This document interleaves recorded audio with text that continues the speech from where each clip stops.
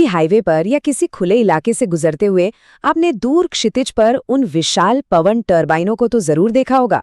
बाहर से देखने पर ये गगनचुंबी ढांचे कितने शांत लगते हैं, है ना? बस धीरे धीरे हवा में तैरते हुए। लेकिन सच बताऊं, उस शांत बाहरी आवरण के ठीक पीछे एक अविश्वसनीय रूप से जटिल और हाई स्पीड दुनिया छिपी है। आज हम इसी इंजीनियरिंग के चमत्कार को डिकोड करने वाले हैं। हम समझेंगे कि कैसे ये टरबाइन प्रकृति की इस अदृश्य बेतरतीब ताकत को उस भरोसेमंद बिजली में बदल देते हैं जो हमारे घरों को रोशन करती है। तो चलिए बिना किसी देरी के शुरू करते हैं। इस पूरे सफर को हम 4 मुख्य हिस्सों में बांटेंगे। पहला, हवा को पकड़ना। दूसरा, यांत्रिक परिवर्तन। तीसरा, स्थिर बिजली बनाना। और चौथा, स्मार्ट दिशात्मक नियंत्रण। आइए अपने पहले चरण की ओर बढ़ते हैं, हवा को पकड़ना यानी इसकी बाहरी कार्यप्रणाली। हवा की गतिज ऊर्जा यानी काइनेटिक एनर्जी को पकड़ने की ये बुनियादी भौतिक प्रक्रिया है। होता यह है कि जब हवा इन विशाल रोटर ब्लेड से टकराती है तो उनके खास एरोडायनामिक डिजाइन और सटीक अलाइनमेंट के कारण उनमें घुमाव पैदा होता है। ये कोई साधारण धक्का नहीं है, ये एक बहुत ही नपी तुली प्रक्रिया है।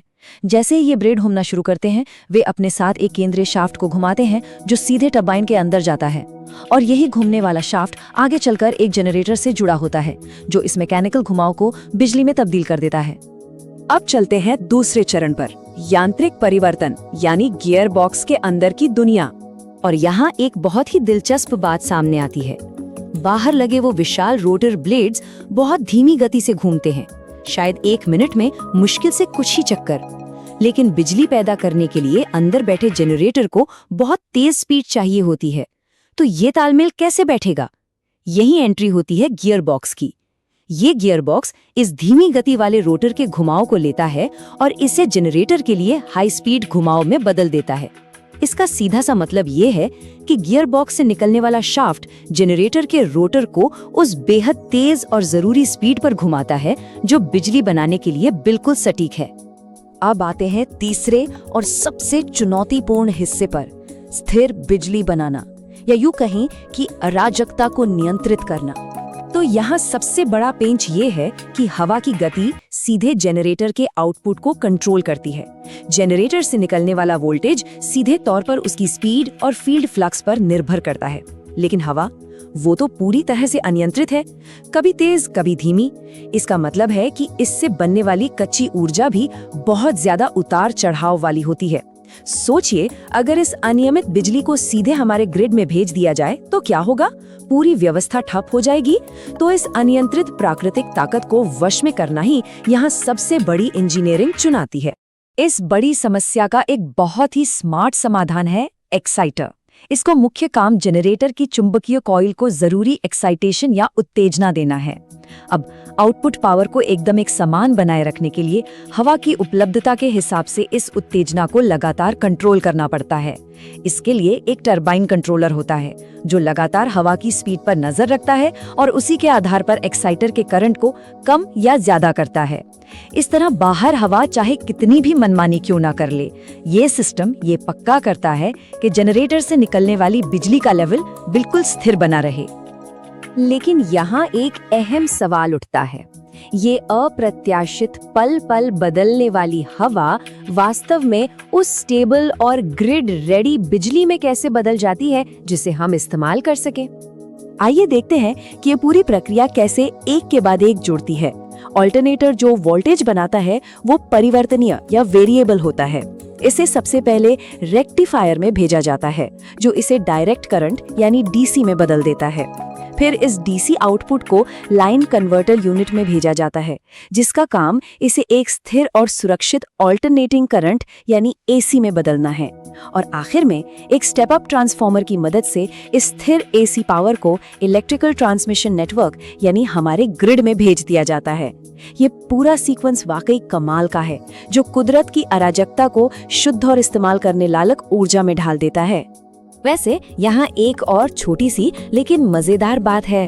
टरबाइन जो भी बिजली बनाता है वो सारी की सारी ग्रिड में नहीं जाती। टरबाइन के अंदर एक आंतरिक आपूर्ति इकाई या इंटरनल सप्लाई यूनिट होती है। ये पैदा की गई बिजली का एक छोटा सा हिस्सा खुद टरबाइन की अपनी प्रणालियों जैसे कि मोटर्स, बैटरीज और दूसरे सहायक उपकरणों को चलाने के लिए रख लेती है। मतलब ये विशाल मशीन अपना ख्याल खुद रखती है ताकि बिना किसी बाहरी मदद के लगातार काम करती रहे।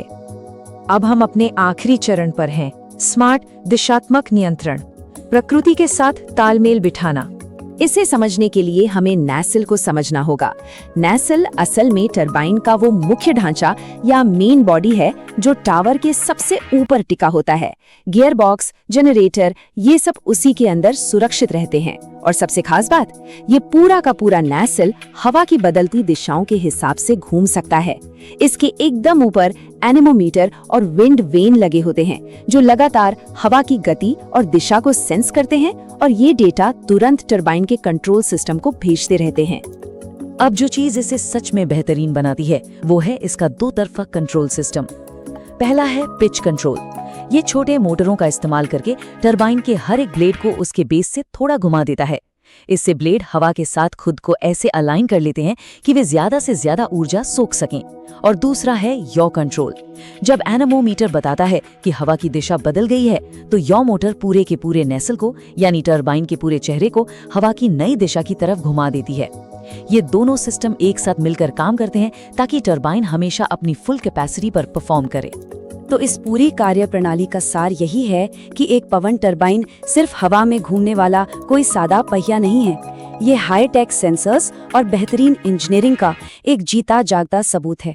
ये पल पल बदलती प्रकृति के मिजाज को पढ़ता है, खुद को एडजस्ट करता है और हवा जैसी अनियंत्रित ताकत को एक भरोसेमंद स्थिर ग्रिड ऊर्जा में बदलकर रख देता है। इस विश्लेषण को खत्म करते हुए बस एक छोटी सी बात सोचने के लिए छोड़ना चाहूंगी। अगली बार जब आप किसी विशाल पवन टरबाइन को क्षितिज पर धीरे धीरे घूमते हुए देखें तो क्या आपको सिर्फ उसका वो शांत बाहरी रूप ही दिखाई देगा, या फिर आप उस टरबाइन के भीतर चल रही उस साइलेंट, हाई स्पीड और जबरदस्त तकनीकी लड़ाई को भी महसूस कर पाएंगे जो हर पल हवा को वश में करके हमारे घरों को रोशन कर रही है। कुदरत और इंसानी दिमाग का ये तालमेल यकीनन कमाल है। इस प्रस्तुति में हमारे साथ जुड़ने के लिए बहुत बहुत धन्यवाद।